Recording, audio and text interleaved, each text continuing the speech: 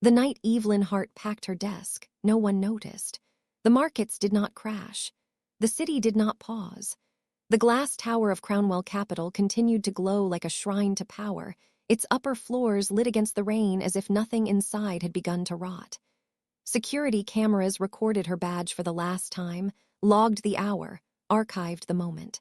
Somewhere in a server room, her access was reduced to a timestamp. That was the first cruelty of it. The system registered her disappearance more carefully than the man she had devoted her life to. Evelyn stood alone in the executive wing long after midnight, surrounded by silence that felt earned. The office smelled of polished wood, stale coffee, and the faint metallic trace of rain carried in on expensive coats. She moved slowly, deliberately, as if speed might break the fragile control she had built around herself. The box on her desk was small. She had never needed much space. Everything she owned at Crownwell Capital fit into a single cardboard container. A spare phone charger, a thin notebook with pages worn soft from constant handling, a pen she never let anyone borrow, and a laminated access badge with her name printed in clean, forgettable type. She threw the badge away first. The sound it made against the empty trash bin was dull and final. She did not hesitate. She did not look at it twice. That badge had opened every door in the building every day for years. It had granted her entry to boardrooms, private elevators, emergency floors sealed off during crises. It had never granted her entry into the one place that mattered. She let it disappear beneath discarded printouts and empty coffee cups and felt nothing. Not relief. Not grief. Only a strange, hollow calm, as if her body had already learned how to live without oxygen. Evelyn Hart had arrived at Crownwell Capital years earlier as a temporary assistant, hired through an agency that specialized in women who were invisible by design. She was efficient, quiet, and careful. She did not speak unless spoken to. She dressed in muted colors that blended into marble corridors and glass walls. She learned quickly, not because she was ambitious, but because failure had always been too expensive for her. Within weeks, people stopped calling her temporary. Within months, no one remembered how the office functioned before her. She became the architecture behind the spectacle. Her days began before dawn and ended somewhere after midnight, though she never tracked the hours. Time, to her, had become elastic, shaped entirely around one man's orbit.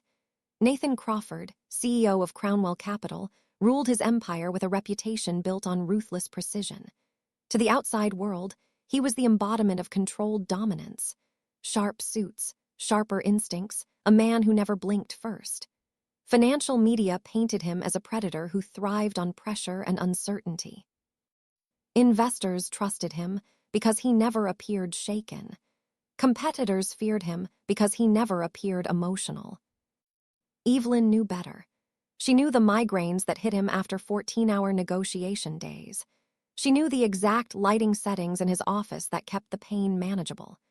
She knew which foods triggered his stomach ulcers and which coffee blends were safe enough to keep him functional during earnings season. She knew which words to remove from investor emails before they were sent, subtle phrases that could shift perception and tank confidence. She knew when to interrupt meetings and when to let him bleed quietly through them.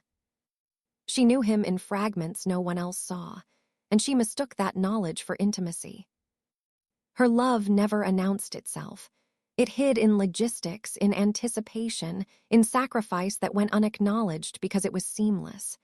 She did not confess it because she understood the rules of power too well. She had learned early that love, when offered from below, was rarely received as love. It was received as service, as loyalty, as something owed. So she stayed silent. The night she packed her desk, the rain streaked down the windows like static interference, distorting the city below. The office lights reflected her face back at her from every glass surface. Pale, composed, emptied of expression. She did not cry. That had happened long before in bathrooms between meetings, in the back seats of cars waiting outside hospitals, in dark apartments where she slept with her phone on her chest in case he needed her. Tears had been a phase. This was the aftermath.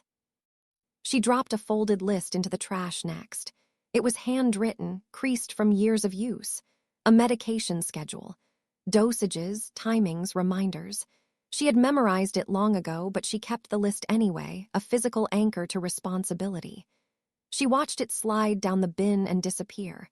Someone else would handle it now, or no one would. It was no longer her problem. The reason for her leaving had arrived quietly and beautifully, like a blade wrapped in silk. Celeste Monroe returned to the city 3 weeks earlier. Her name appeared first in gossip columns, then in charity newsletters, then in the carefully curated social media posts of people who understood the value of proximity.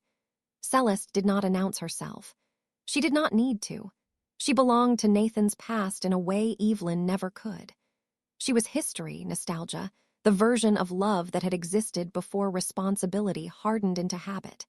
She was the woman whose absence had shaped him, whose return destabilized everything.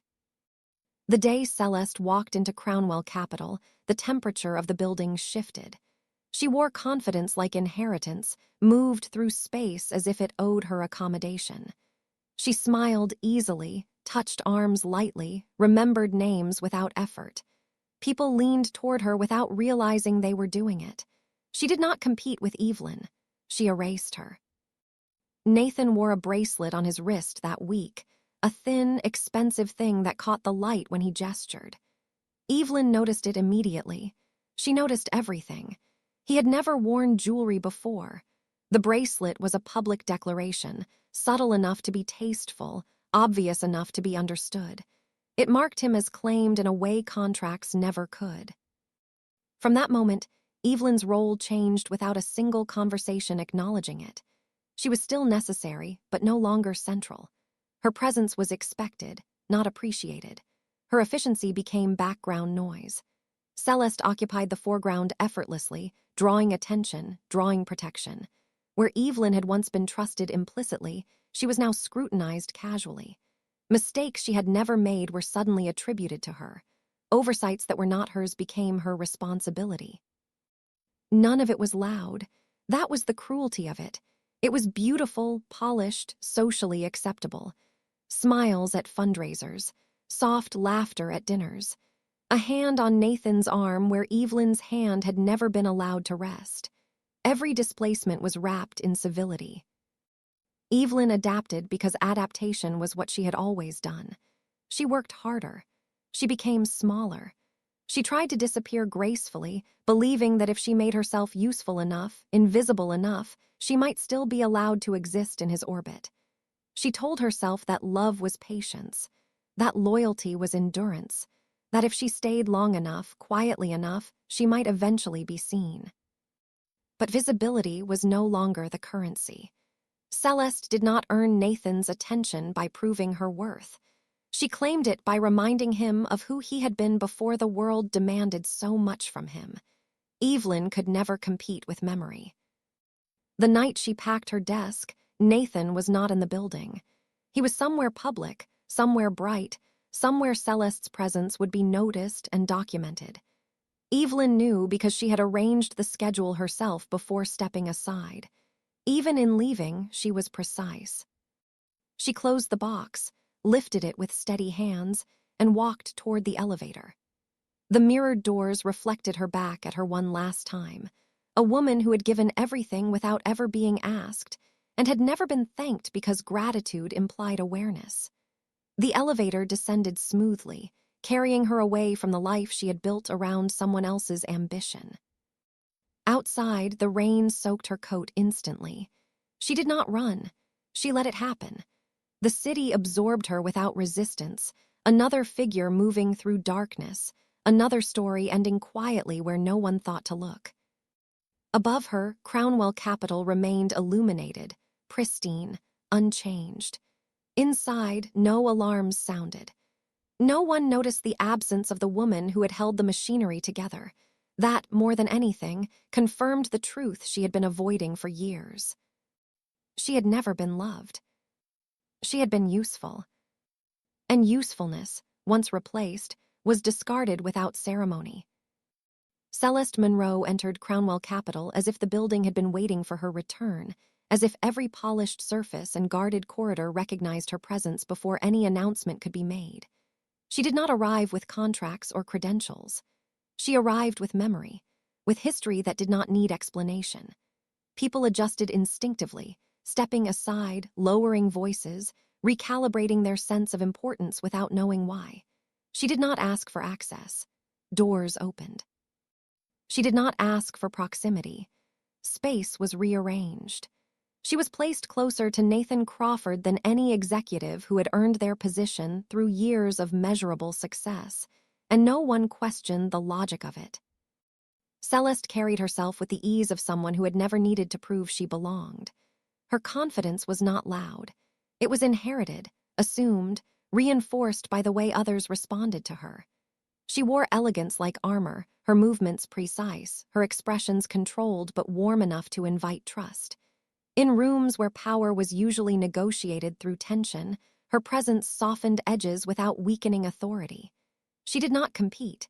She displaced. Against Celeste's radiance, Evelyn's heart faded without warning. It was not because Evelyn had changed. She was still efficient, still exact, still devastatingly competent. But competence was no longer the standard by which closeness was measured. Evelyn's neutrality, once her greatest asset, became a liability. She was too practical, too correct, too visibly shaped by work. Her value had always been rooted in function, and now function was not what Nathan wanted to see reflected back at him.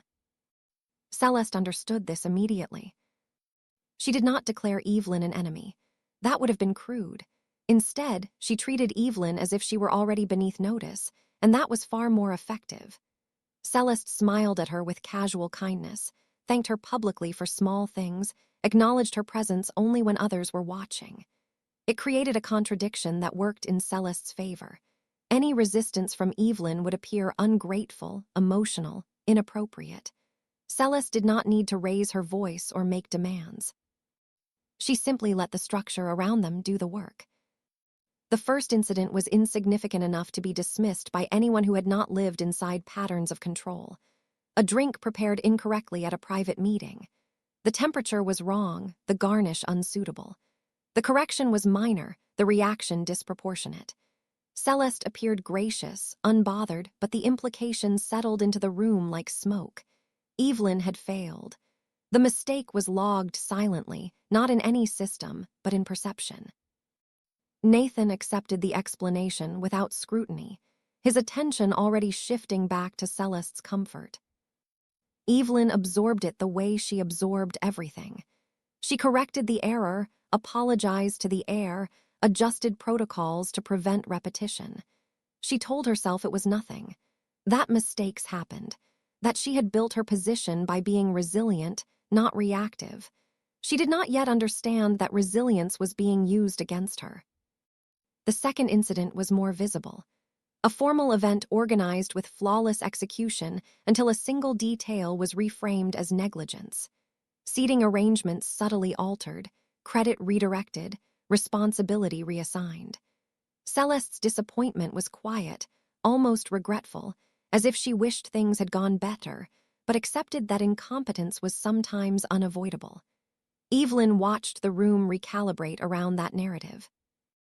She felt it happening in real time, the way certainty could be reshaped by tone alone. Nathan did not intervene. He did not ask for clarification. He accepted Celeste's version because it aligned with the story he wanted to believe, that Celeste was effortless, that Evelyn was replaceable. Each incident followed the same structure: small disruption, polite concern, a silent verdict. Celeste never accused. She allowed the conclusion to form naturally in the minds of others, and that made it stronger. Evelyn became the problem without being named as such. She felt it in the way colleagues avoided eye contact, in the way responsibilities were reassigned without explanation, in the way Nathan's trust shifted without ceremony. The most effective cuts were the ones that looked like accidents. Something went missing. A personal item, insignificant in material value but emotionally loaded. Celeste's distress was immediate, visible, genuine enough to be convincing. The implication hovered unspoken. Evelyn was present. Evelyn was responsible. Evelyn was convenient. Security procedures were enacted with performative neutrality. Evelyn complied without protest because protest would have been interpreted as guilt. The item was eventually recovered, tucked away where it could be framed as a misunderstanding. No apology followed. The damage had already been done. Through it all, Evelyn's body carried a pain she refused to acknowledge. The injury in her spine, sustained years earlier during a crisis she had never fully explained, flared more frequently under the strain. She adjusted her posture, controlled her breathing, learned how to mask discomfort with precision. Pain was familiar to her. It was a tax she had learned to pay quietly for proximity, for relevance, for the illusion of being needed. She did not speak of it because speaking would have introduced vulnerability, and vulnerability had never protected her. Instead, she worked harder. She arrived earlier. She stayed later. She absorbed blame with composure. She corrected problems that were not hers to correct. She smoothed over conflicts she did not create. Each act of endurance reinforced the narrative that she was designed to absorb pressure, not to be shielded from it. The more she held together, the more she was treated as a tool rather than a person. Nathan's affection for Celeste unfolded in public gestures that felt surgical in their precision. Invitations extended, decisions altered, priorities reordered. He did not appear cruel. That was the most dangerous part. He appeared reasonable. He appeared in love. His loyalty to Celeste was framed as romantic inevitability rather than choice. And every time Evelyn found herself on the wrong side of a misunderstanding, he defaulted to Celeste's interpretation without hesitation. Evelyn began to understand how easily truth could be bent when a man did not want to question the woman he loved. It was not that Nathan believed Celeste incapable of deception. It was that the cost of doubting her felt greater than the cost of sacrificing Evelyn. Celeste offered him a version of himself that felt lighter, less burdened by responsibility. Evelyn represented the infrastructure of his life, the systems and sacrifices that made his power possible. Loving Celeste allowed him to forget the weight of those systems. Doubting her would have forced him to confront them.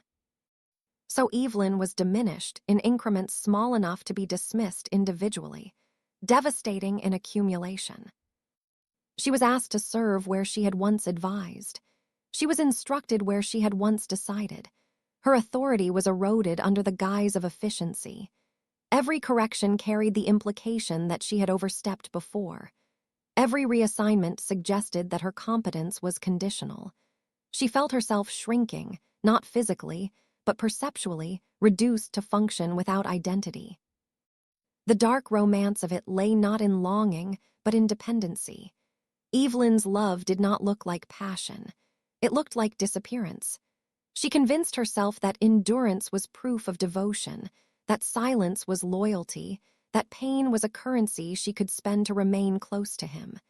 She did not recognize how thoroughly she had internalized her own erasure. Nathan's love, by contrast, manifested as authority that refused to name itself. He did not see his choices as power. He saw them as natural. His ability to shape reality around Celeste felt earned, justified by feeling. He did not see how often his affection functioned as permission for harm. By the time Evelyn realized the pattern, it was already complete. Celeste had positioned herself as untouchable without ever raising her voice. Evelyn had been framed as unstable without ever being accused. The company adjusted around this new hierarchy with disturbing ease. Systems adapted. People complied. No one questioned the logic of it because questioning would have required confronting their own complicity. Evelyn learned then that survival did not always require violence. Sometimes it required patience, charm, and the strategic application of innocence.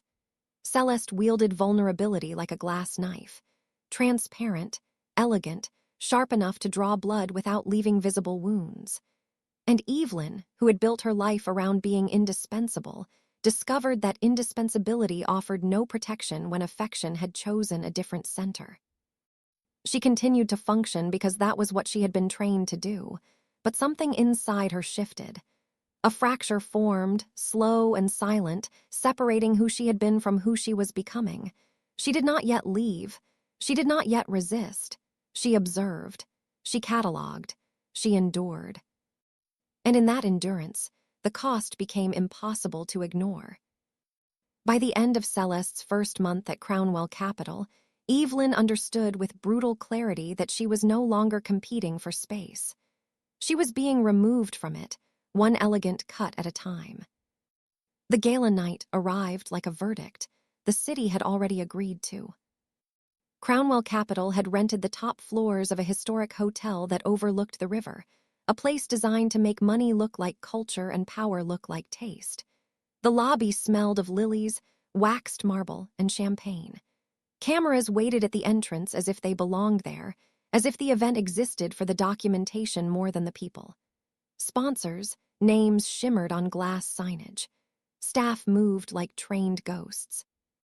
Everything was engineered to feel effortless, and that effortlessness rested, as it always did, on Evelyn Hart's hands. Evelyn had started working before sunrise. By afternoon, she had already handled 3 vendor emergencies, a last-minute seating change demanded by a board member's spouse, and a media request Nathan's team had initially forgotten to approve. Her spine had ached since morning, a deep, familiar pain that sharpened when she stood too long and dulled when she moved, as if motion itself was the only anesthetic. She swallowed the discomfort the way she swallowed everything else. Pain did not have permission to slow her. Pain was private. Responsibility was public. She arrived at the hotel early to walk the space, check sightlines, confirm security positioning, and test the timing of the presentation cues. The ballroom looked like a cathedral built for greed. Chandeliers dripping with light, blackened gold linens, a stage framed by velvet, a wall of screens ready to magnify faces into icons. Tables were set with knives that reflected the ceiling like small mirrors. Every detail had been selected to signal abundance without ever appearing vulgar. It would have been a triumph if it had belonged to her. Instead, it belonged to Celeste Monroe. Celeste appeared as if she had stepped out of a photograph from a life Evelyn had never been allowed to live. She wore a dress that held light like water, jewelry understated enough to suggest legacy rather than purchase. Her hair was perfect without looking worked on. She moved slowly, calmly, as if the whole room had been arranged around her arrival.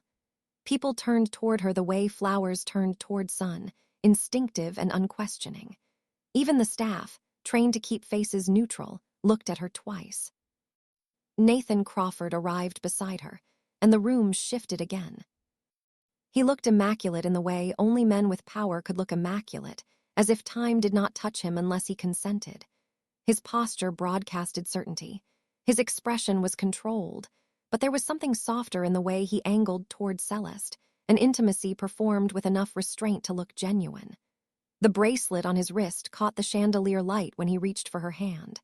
The gesture was brief, almost casual. It did not need to be longer. It did not need to be louder.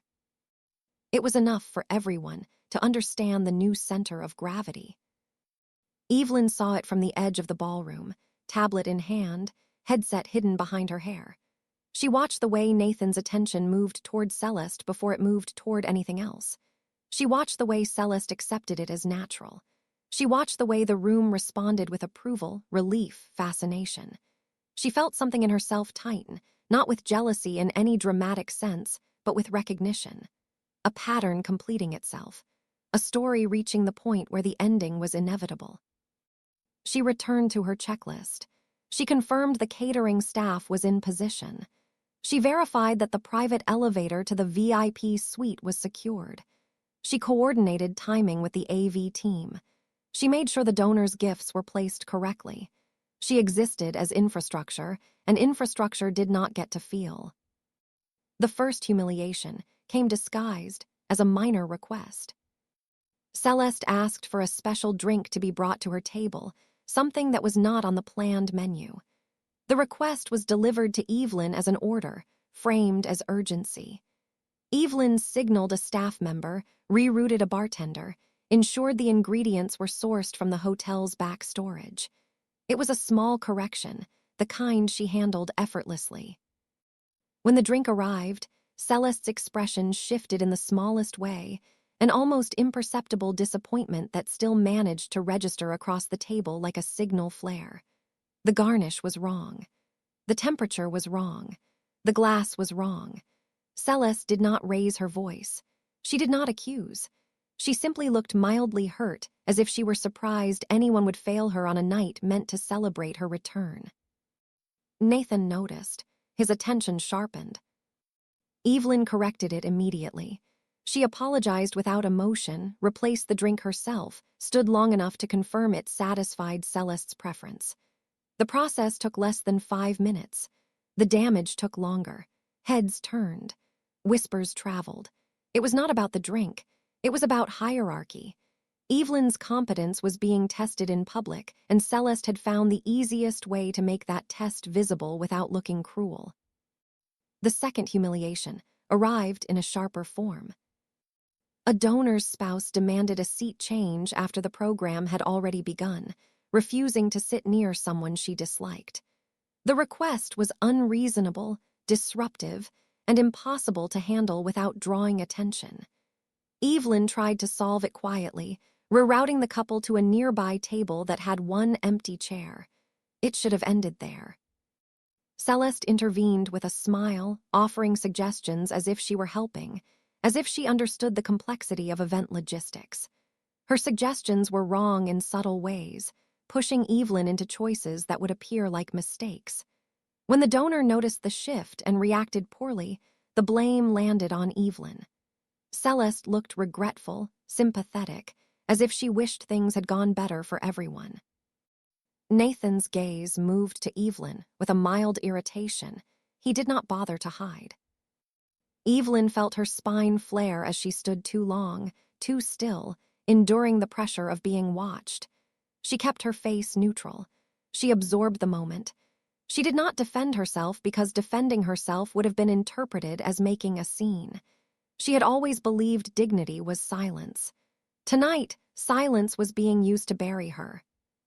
The night continued in polished waves. Speeches, applause, champagne refilled before glasses could empty. Every time Evelyn thought the tension might ease, Celeste found a new edge to press. At some point, Celeste's necklace went missing. It happened between courses, in the shifting chaos of plates being cleared and desserts being set. A delicate piece of jewelry, sentimental enough to matter, valuable enough to be weaponized. Celeste's reaction was immediate but controlled. A hand at her throat, a quick scan of the table, an expression that signaled distress without hysteria. People leaned in. Concern rose. The room tightened around her.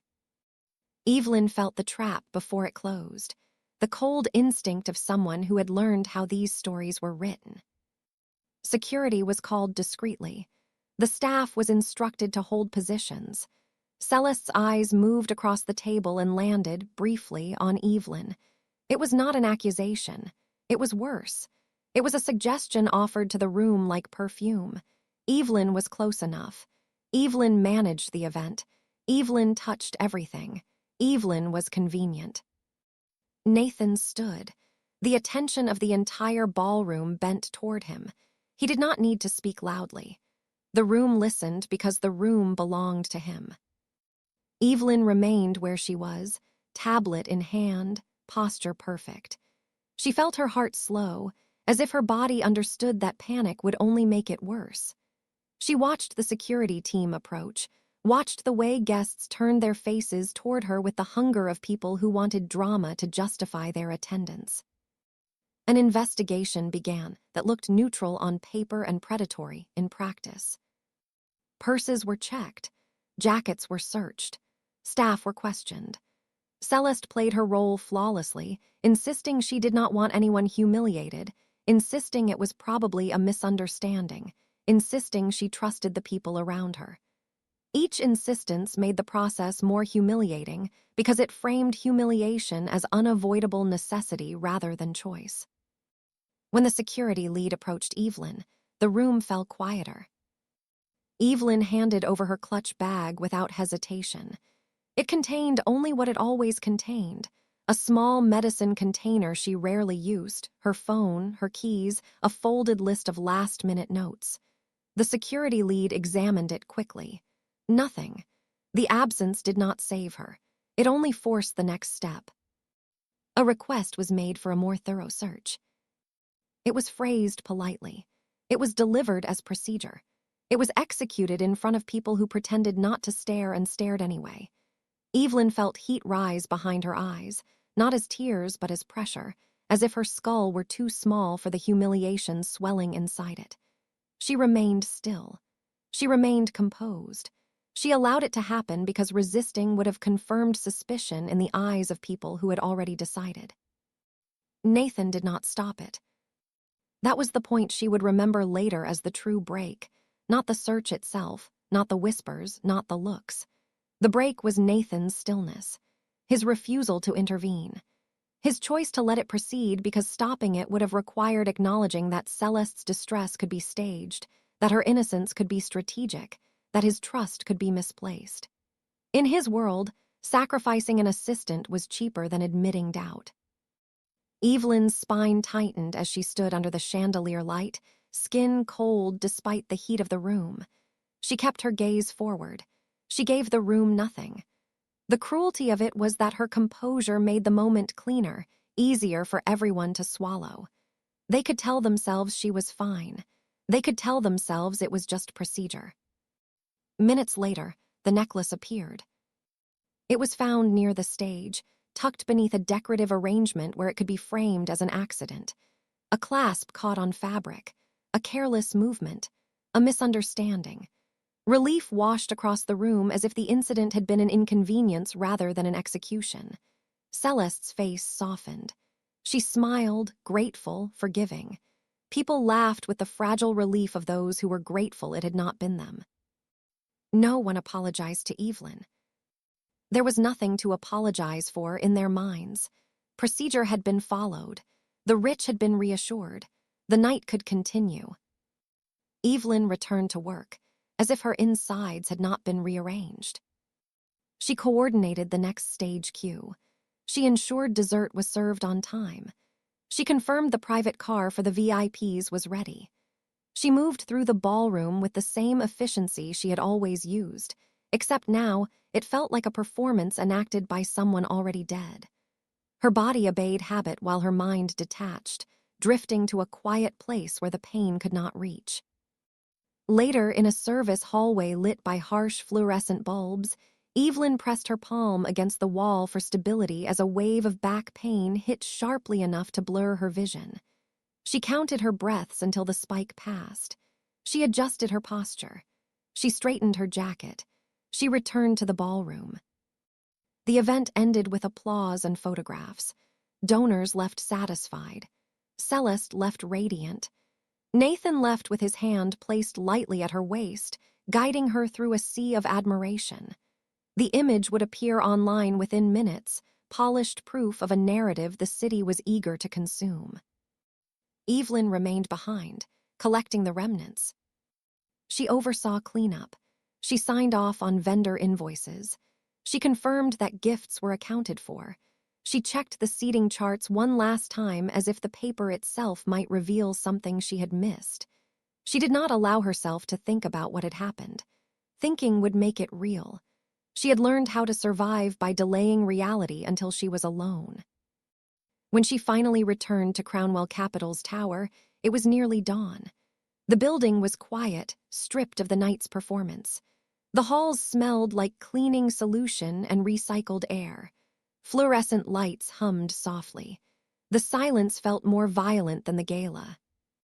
Evelyn went to her desk and opened a folder she had prepared weeks ago, long before the necklace, long before the public search, long before the final humiliation. Documents, transfer of responsibilities, a resignation letter drafted with clinical precision. She read it once, not to reconsider, but to confirm that it contained no softness. She signed. The pen moved steadily. Her hand did not shake. She felt nothing dramatic, no cinematic collapse, only an emptiness so complete it felt like peace. She prepared the handover materials, organized them into clear sections, labeled everything with the same care she had always given to Nathan's life. She made it easy. She made it clean. She made her own removal seamless, as if she were deleting herself from a system she had built. Then she opened a second envelope. Inside was an offer she had not discussed with anyone at Crownwell. A sealed recruitment package from a private research consortium operating under a project name that did not appear in public records. Chimera, autonomous facility, 10-year confidentiality, no outside contact, a disappearance so complete it bordered on myth. A year earlier, Evelyn would have viewed the offer as impossible. She had been too entangled in Nathan's orbit, too committed to being needed. She had once been an engineer in machine learning, a mind built for systems, pattern recognition, and precision. She had abandoned that path quietly, telling herself she was choosing love over ambition. In truth, she had chosen proximity over selfhood. She had traded her future for a role that could never be named as devotion without becoming embarrassing. Now, with the ink drying on her resignation, the Chimera offer felt less like escape and more like resurrection. It required her to vanish, to become unreachable, to be a person no one could summon with a phone call. The thought should have terrified her. Instead, it felt like air entering lungs that had been compressed for years. She accepted. She filled out the final form, scanned the signature, sealed the package. Her decision was not fueled by rage. It was fueled by clarity. If she stayed in Nathan's world, she would remain a shadow designed for consumption. If she disappeared completely, she might finally exist without being useful. Before leaving the office, Evelyn turned off her desk lamp. The small pool of light vanished, and the corner became indistinguishable from the rest of the room. She looked at the darkness where she had spent years waiting to be seen and understood that waiting had been the trap. She walked out without ceremony. No messages, no goodbye, no final glance meant to be noticed. She left the way a system shut down, quietly, precisely, irreversibly. By the time the first employees arrived and the building began to wake, her desk was empty, her responsibilities neatly packaged, her access already in the process of being revoked. The company would keep functioning because companies always did. But there would be a gap, a subtle absence that would not announce itself until it began to hurt. Evelyn's departure did not look like rebellion. It looked like a death the world ignored. And that was exactly how she wanted it. The first thing Evelyn Hart learned after disappearing was how loud silence could be. The Chimera facility existed far from cities, buried beneath layers of geography and intention. It was not hidden so much as removed, positioned in a place where the world thinned out and signals lost meaning. Steel corridors replaced streets. Access protocols replaced doors. Time was measured not by daylight but by work cycles and system updates. The air smelled filtered, neutral, stripped of history. It was a place designed to erase context, and for Evelyn, that erasure felt like mercy. Her arrival did not come with ceremony, no orientation speech, no welcome briefing heavy with promises. She was assigned a room that looked identical to dozens of others, a workstation calibrated to her specifications, and a schedule that did not care who she had been before she arrived. The facility did not ask her to smile. It did not require charm. It required results. For the first time in years, Evelyn slept without her phone within reach. The early months were brutal in a way she had almost forgotten how to respect.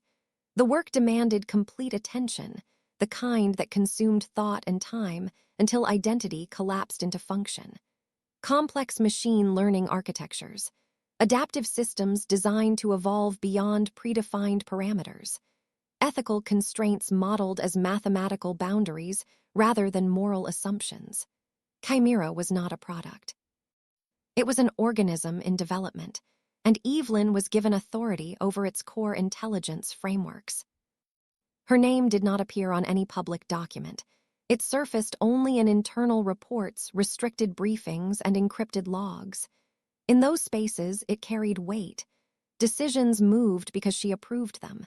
Entire branches of development shifted because she said no. The sensation was unfamiliar and unsettling. Power without performance. Respect without affection. Authority without emotional tax. At first, she waited for punishment. She expected correction, oversight, someone stepping in to remind her that she was replaceable. Years of conditioning had taught her that autonomy was temporary, that control was borrowed and easily revoked. But days turned into weeks, weeks into months, and nothing collapsed. The system did not punish her for existing without apology. The absence of threat began to rewire something in her. Her body changed before her mind accepted it. The constant tension in her shoulders loosened. The pain in her spine, still present, became manageable when it was no longer aggravated by constant standing, bending, pleasing. Medical staff monitored her condition without judgment, treating it as a physical reality rather than an inconvenience. She learned how to sit without bracing for interruption. She learned how to think without listening for footsteps behind her. The darkness of the facility was not emotional, it was intentional. A controlled deprivation of noise, distraction, performance. The lighting was constant, designed to reduce circadian disruption. The silence was engineered, broken only by purposeful movement and data flow. It was almost monastic, and in that austerity, Evelyn found a strange relief. There was nothing here to impress, nothing to win, only problems to solve.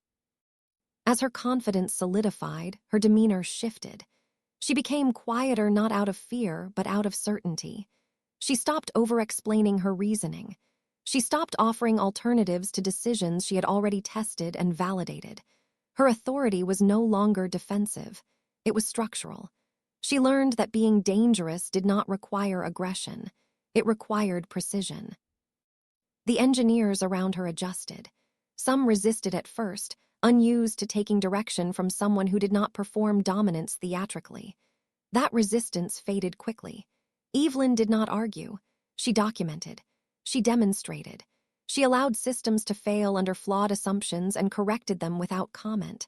Her competence spoke in outcomes rather than presence. Slowly, reluctantly, the room learned how to follow her. She began to understand how deeply she had been trained to equate love with endurance. In Chimera, endurance was irrelevant. If something failed, it was redesigned. If someone burned out, they were removed from the equation. The system did not reward suffering. It optimized around it. That alone felt revolutionary. Months into her work, she encountered Damien Vance. He did not announce himself either. He appeared during a closed review cycle, introduced as a stakeholder rather than an authority. The heir to the family funding Chimera carried none of the performative entitlement Evelyn had learned to expect. He observed quietly, asked precise questions, and listened to answers without interrupting. He did not position himself at the center of the room. He positioned himself at the edge, where he could see everything without distorting it. Evelyn noticed him, because he did not attempt to be noticed. Damien was younger than most people in rooms like this, but he carried himself with a calm that did not feel rehearsed. His presence lacked urgency. He did not push timelines or demand projections. He focused on structure, on long-term viability, on unintended consequences. When he looked at Evelyn, it was not with appraisal or curiosity, but with recognition. He saw what she was building without trying to claim it. Their interactions were minimal at first, professional, clean. Damien respected boundaries in a way that felt almost jarring. He did not linger. He did not attempt to bridge distance with familiarity. He did not use access to extract intimacy. That absence of pressure unsettled Evelyn more than overt interest ever could have. She had spent years learning how to anticipate men's needs before they were voiced. Damien did not provide cues. He did not create expectations she could manage. He simply existed in parallel, allowing space to remain space. It took her months to realize how deeply she had been trained to fill silence with usefulness. The more time passed, the more Evelyn's internal landscape shifted. She stopped measuring herself against imagined reactions. She stopped rehearsing explanations. She stopped framing her work as service to a person rather than to a purpose. Chimera became not an escape, but a proving ground. Each breakthrough reinforced the truth she had avoided. She had always been capable of this. She had just chosen proximity over potential. That realization hurt in a clean, surgical way.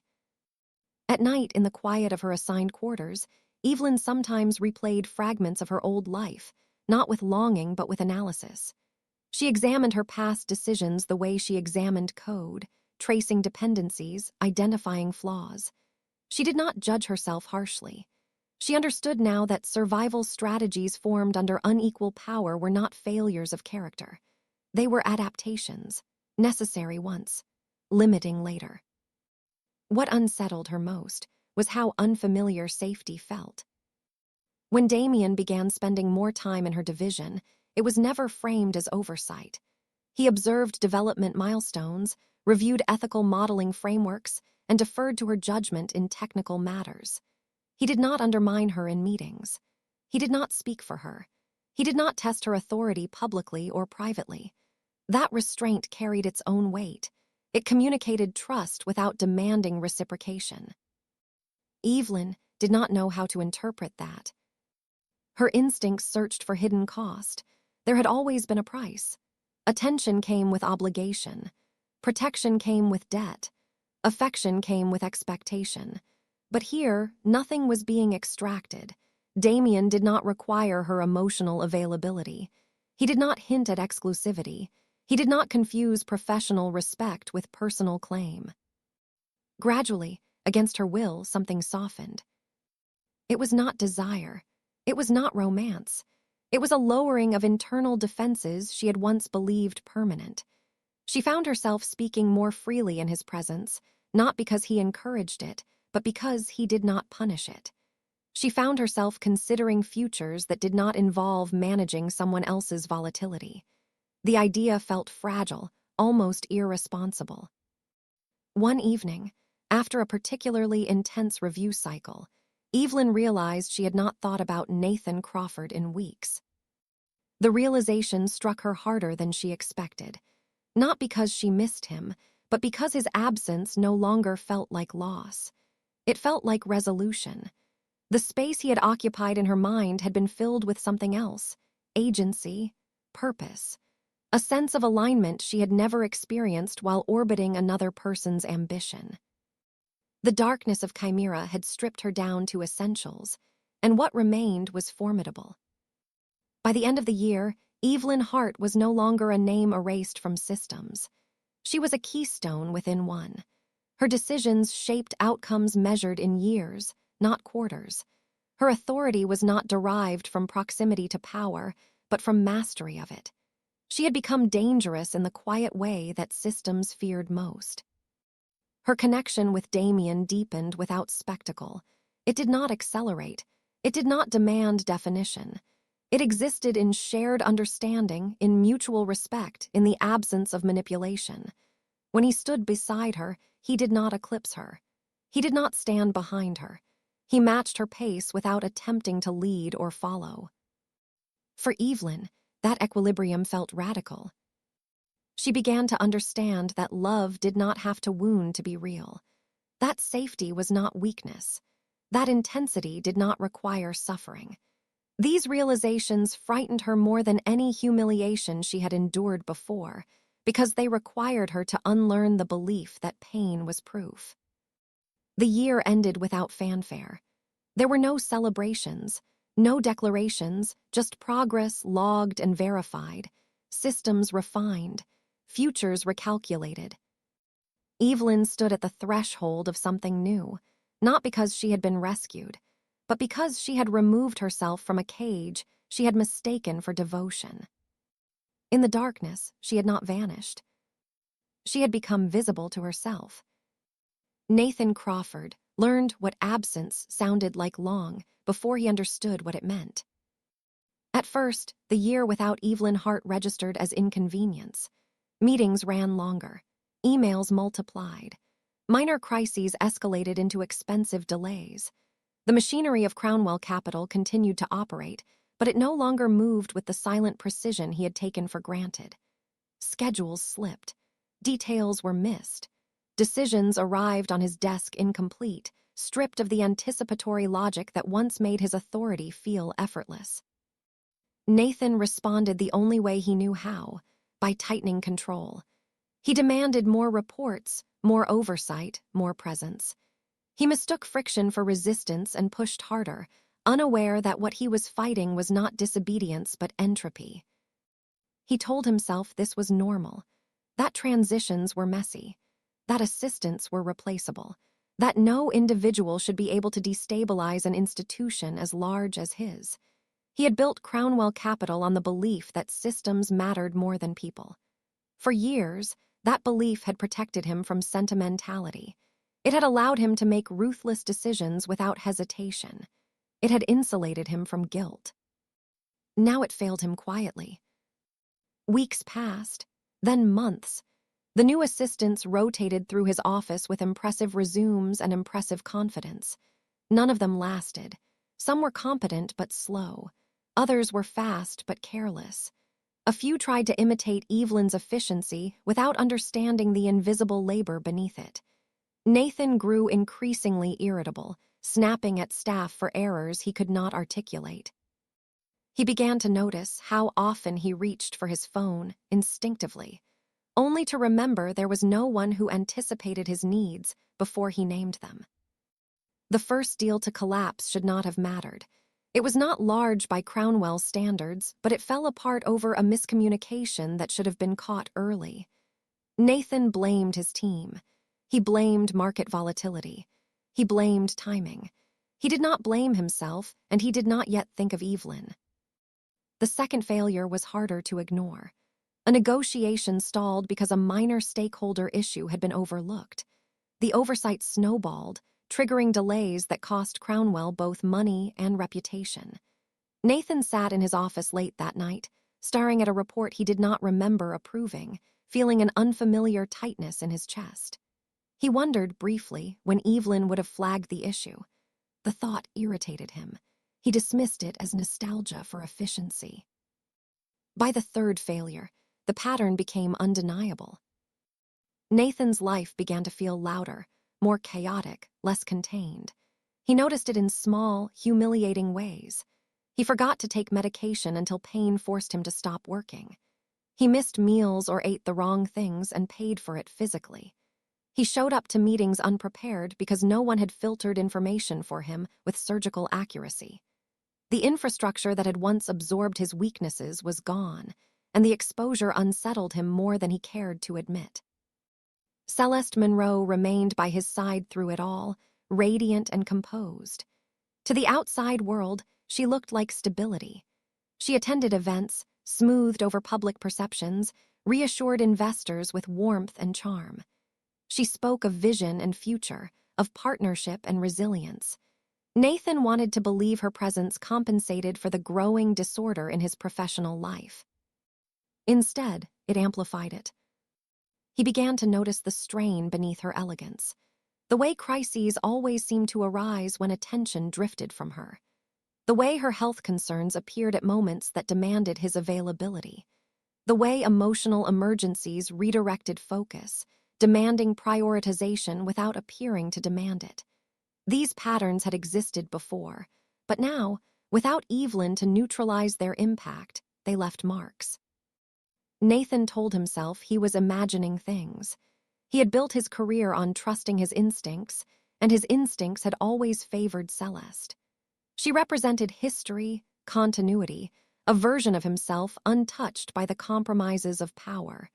Questioning her felt like questioning the foundation of his own identity. It was easier to assume the problem lay elsewhere. Then the truth began to surface, piece by piece, uninvited. It started with an internal audit meant to identify inefficiencies.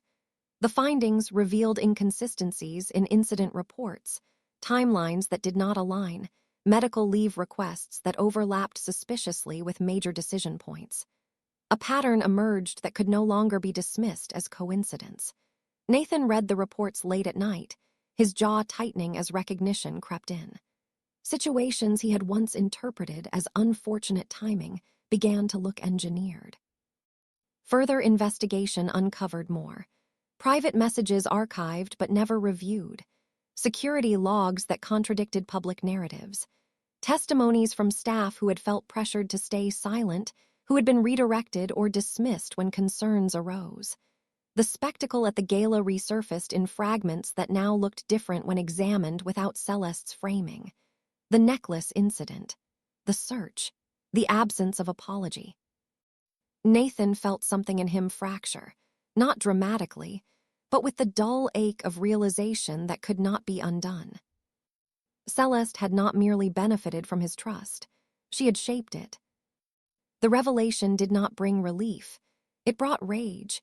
Nathan's anger burned hot and directionless, seeking an outlet that did not exist. Confrontation offered no satisfaction. Accountability came too late to repair the damage. The past could not be edited retroactively. Evelyn's absence loomed larger now, no longer as an operational loss but as a personal one. For the first time, Nathan understood the scale of what he had lost. It was not an assistant. It was not an employee. It was a constant presence that had stabilized his life in ways he had never bothered to quantify. Evelyn had been the quiet margin of error that made his risks survivable. She had been the buffer between his ambition and its consequences. She had been there when no one was watching, and he had mistaken that invisibility for permanence. The realization hollowed him out. He began to think of Evelyn obsessively, replaying moments with new context. Her silence during confrontations, her composure under scrutiny, her willingness to absorb blame without protest. He recognized now what he had refused to see then. Her restraint had not been weakness. It had been a boundary he never bothered to respect. Nathan tried to find her. His resources made the search easy in theory and humiliating in practice. Leads surfaced quickly, then vanished. Records ended abruptly. Digital traces disappeared. It was as if Evelyn had stepped off the grid by design. The absence was deliberate, complete. The idea that she had chosen this unsettled him more than any rejection could have. When he finally located her through indirect channels, the reality shattered whatever illusions he had preserved. Evelyn existed in a world beyond his reach now, operating within a structure that did not answer to him. Her name appeared in contexts that suggested authority, expertise, influence. She was no longer the woman he could summon with a message or command with expectation. She had become someone else entirely, and the knowledge destabilized him. Seeing her again confirmed what reports could not convey. She moved differently. Her posture carried certainty rather than readiness. Her expression held calm rather than caution. She did not orient toward him automatically. She did not anticipate his needs. She acknowledged his presence without centering it. The shift struck him with visceral force. The woman before him was not shaped by his orbit anymore. And she was not alone. Another man stood beside her, close enough to matter, distant enough to respect. The dynamic between them was unmistakable to someone trained to read power. It was not possession. It was alignment. They shared space without competition, without display. The contrast to Nathan's own relationships felt brutal in its clarity. Nathan felt something inside him collapse. He experienced weakness for the first time not as vulnerability, but as impotence. His usual tools failed him. Authority meant nothing here. Promises sounded hollow. Apologies arrived too late to carry weight. He wanted to reclaim Evelyn, but the desire revealed itself as selfish the moment it formed. He did not want to make amends. He wanted to restore a version of himself that had depended on her silence. That recognition terrified him. Nathan realized then that his regret was not rooted in love. It was rooted in loss of control. Evelyn had belonged to his life in ways he had never acknowledged, and her departure exposed the extent to which he had taken that belonging for granted. He had assumed her loyalty was infinite, her patience unconditional. He had built his sense of stability on her endurance without ever questioning the cost. Now, faced with her independence, he felt stripped of narrative. The anger returned, sharper and more focused, but it had nowhere to land. Celeste was no longer a convincing villain. Blame felt inadequate. The truth was simpler and more devastating. Nathan had made choices, repeatedly, consistently, and those choices had led him here. He tried to rewrite the story anyway. He framed his pursuit of Evelyn as redemption. He told himself he had changed, that understanding his mistakes entitled him to another chance. He ignored the reality that understanding arrived only after consequences became unavoidable. He confused realization with growth, remorse with transformation. Evelyn did not respond to his efforts the way he expected. She did not react with anger. She did not collapse into unresolved emotion. She did not perform forgiveness or denial. Her indifference was precise, controlled, absolute. It denied him the drama he subconsciously sought, the emotional exchange that might have validated his importance. In her composure, Nathan saw the final proof of his failure. She no longer needed him. That truth broke something essential. Nathan's world contracted around the absence he had created. Crownwell Capital continued to function, but without the invisible hand that had once corrected its course, it felt brittle. His leadership grew reactive rather than visionary. His confidence eroded, replaced by a constant awareness of what he no longer commanded. The man who had once believed himself untouchable discovered the cost of confusing loyalty with ownership. He had understood too late. Not because Evelyn had vanished, but because she had survived him. Because she had built a life beyond his reach. Because she had removed herself from a system that fed on her silence and called it love. Nathan Crawford remained where he was, surrounded by the consequences of choices he could no longer revise, finally aware that regret did not grant absolution. It only marked the moment when loss became permanent. The wedding took place far from the city, in a space chosen not for spectacle but for separation. It was a location that resisted intrusion, framed by open sky and restrained architecture, where excess would have looked obscene and noise would have felt dishonest. The setting carried a quiet finality, as if it had been selected by someone who understood that endings did not need witnesses to be real. Evelyn Hart arrived early. She did not arrive as a bride shaped by expectation or performance. She arrived as herself, unguarded and exact, moving through the space with the calm of someone who no longer anticipated interruption. The dress she wore did not announce triumph or softness. It was structured, deliberate, stripped of ornament. It did not transform her. It revealed her. For the first time in her life, she wore something that did not try to make her smaller or more palatable. It fit because she no longer adjusted herself to fit others. The air was cool and clean. Light fell evenly, without drama. There were no cameras positioned for spectacle, no excess designed to impress people who did not matter. The guest list was short. Every presence had been chosen, not inherited or tolerated. There was no room here for performance. Evelyn stood still, breathing evenly, and felt something unfamiliar settle into her chest. It was not joy in the way stories promised. It was not relief. It was alignment. The rare sensation of standing inside a decision that did not require justification. Nathan Crawford arrived too late. He arrived with urgency, with momentum, with the force of someone accustomed to arriving exactly when it mattered. His presence cut through the quiet like a disruption that expected accommodation. He moved with the confidence of a man who believed reality would pause long enough for him to reshape it. He had always relied on that belief. It had carried him through negotiations, crises, and confrontations where hesitation meant loss. Here, it meant nothing. Nathan looked different than Evelyn remembered him, not because he had changed physically, but because the context that had once amplified him was gone. Without glass towers and structured hierarchy, Without the systems that responded instinctively to his authority, he appeared exposed. His urgency read as desperation rather than control. His presence felt uninvited. He tried to stop the moment the way he had always stopped problems, by escalating. He brought resources with him, information, leverage he believed still carried weight. He framed his arrival as necessity rather than intrusion. He told himself he was interrupting for her sake, that urgency equaled sincerity. But this was not a deal to be salvaged. Evelyn did not step back. She did not waver.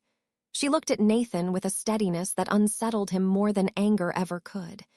In her expression, there was no cruelty, no satisfaction, no lingering hope. There was recognition, and with it, closure. She saw him clearly now. Not as the man she had loved, not as the center of a life she had once arranged around his needs, but as a system she had survived. A structure that had fed on her silence, her endurance, her willingness to disappear for the sake of stability. She saw how often he had chosen convenience over fairness, affection over accountability, certainty over truth. She saw how each choice, insignificant on its own, had accumulated into something corrosive. The coldness she felt was not sudden. It was not revenge. It was the result of memory reorganized without illusion. She remembered the gala, the search, the way he had stood still while she was dismantled in public. She remembered how easily he had believed Celeste's version of reality, how little it had cost him to sacrifice her dignity. She remembered the quiet moments too, the small neglects, the assumptions, the way her presence had been treated as infrastructure rather than human.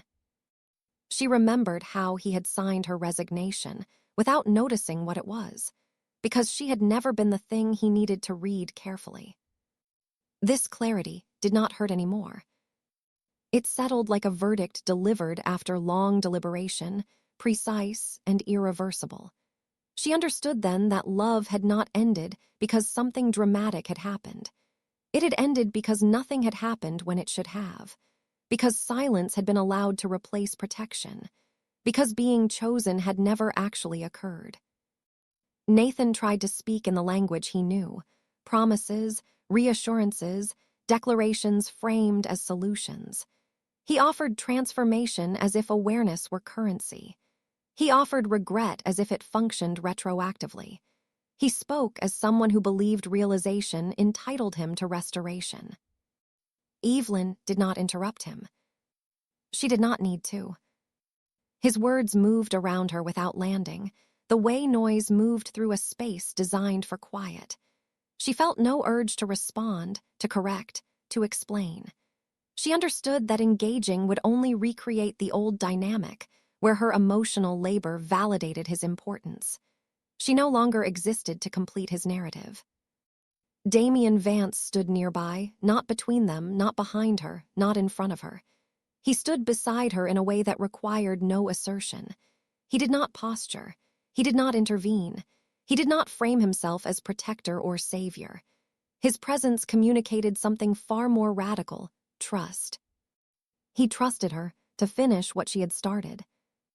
That trust steadied her more than any declaration ever could have. It confirmed the truth she had learned over the past year, that love did not require erasure, that partnership did not demand performance, that safety could exist without surveillance. Damien did not need to claim her. He recognized that she already belonged to herself.